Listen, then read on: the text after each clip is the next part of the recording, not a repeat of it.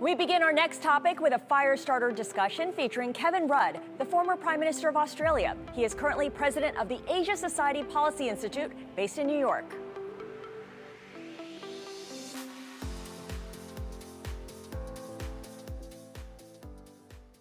One of the big questions we're asking at the New Economy Forum this year is whether the U.S. and China can reach a new equilibrium, an understanding that will enable them to trade and invest and cooperate in certain areas while acknowledging that they are now competitors, even rivals, and not partners. We're not talking about breakthroughs, we're talking about stabilizers.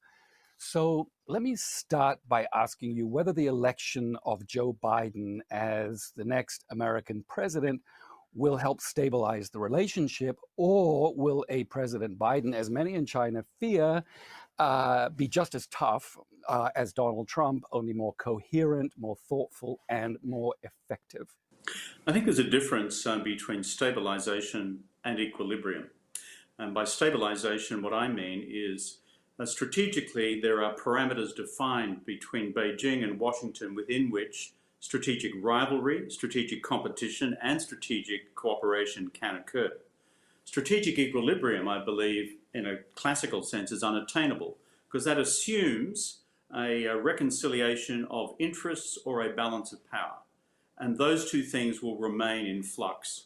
But what I do believe both sides are capable of through the highest level diplomacy at an early stage of the Biden administration is to define the parameters within which a strategically stable relationship can be managed with known red lines in terms of core areas of strategic conflict and irreconcilable views, areas of collaboration, and areas of open competition. And will a President Biden, do you think, help to achieve if you like, a stabilization, or at least prevent the relationship from getting any worse? Well, with any strategic relationship as complex as the U.S. China relationship, it takes two to tango. So the two questions are, what can Xi Jinping do to enhance strategic stability in the U.S. China relationship, and what can Joe Biden do? Let me answer it in that sequence. What Xi Jinping can do is in the East China Sea, the South China Sea, and the Taiwan Straits, avoid any further provocative assertion of China's strategic interests through atypical patterns of military behavior. That lies entirely within his purchase. Secondly, what he can do proactively is indicate to President Biden that he's willing to put his shoulder to the wheel on what will become a central dynamic in U.S. strategic policy in the next 4 years, which is North Korean denuclearization. What can President Biden do in reverse? He can signal through the highest level diplomacy that the United States will not be crossing totemic, symbolic Chinese red lines on Taiwan by tolerating, for example, visits by administration officials to Taipei, let alone the possibility often floated in the Trump administration of heightened military collaboration between the US and Taiwan. Those two sets of measures, I believe, taken early on in the first 2 to 3 months of a new administration, can contribute to creating a stable strategic framework within future red lines, competition and collaboration can be defined. You've talked about climate as a potential area of collaboration.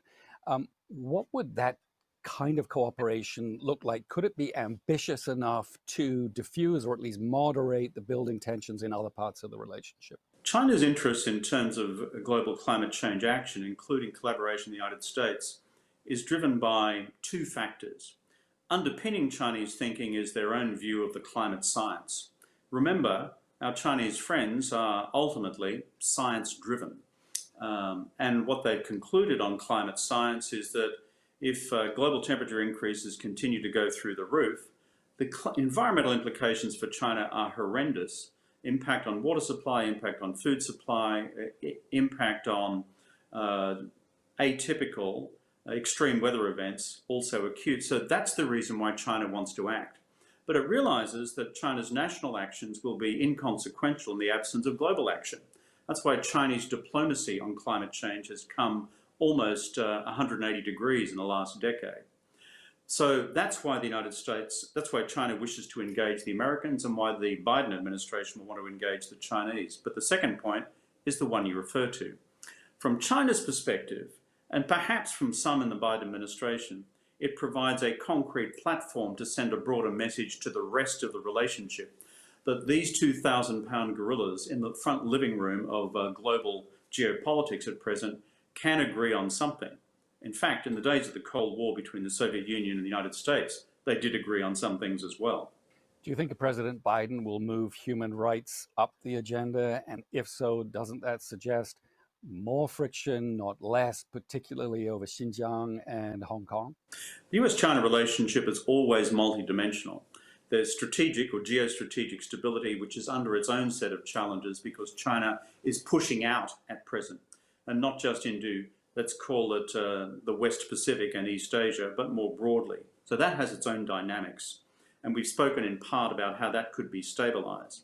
Then you have strategic competition in areas such as trade, investment, technology, the future of Huawei, semiconductors, the future of artificial intelligence. Then you have, as part of this overall dynamic, climate change collaboration, global pandemic collaboration, but human rights will not be pushed off the agenda. It's always been there, although in an impure form under Trump, him ignoring it and Pompeo putting it into overdrive.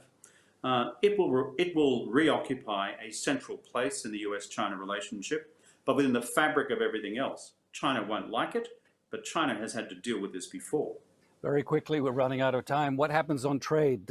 Would a Biden presidency just drop the tariffs or use them as a bargaining chip in other areas of the relationship? This is the $6,000 question. Where will Biden go on trade policy, given the complexity of the Democratic Party's base on trade question and trade freedom more generally? And frankly, a Democratic Party which has always had two internal traditions on the virtues or the vices of free trade. Bottom line is, knowing some of the personalities in this administration, the predisposition will be to open up markets rather than to close them down. The predisposition would be to use what Trump has yielded from the Chinese as leverage for broader Chinese engagement in domestic economic reform, shall we say, creating more of a level playing field both at home and abroad for Chinese corporations so that others can fairly compete with China. And of course, lifting global economic growth through turning around this current cycle of global protectionism, which is taking us nowhere fast. The open question is, what do they do about the future of the TPP? And not only what the Biden administration will do about it, but what might China do with it as well, given that China in its own think tanks has indicated a high level of interest in looking at the future of the TPP as well. Prime Minister Kevin Rudd, thank you for your insights. Good to be with you.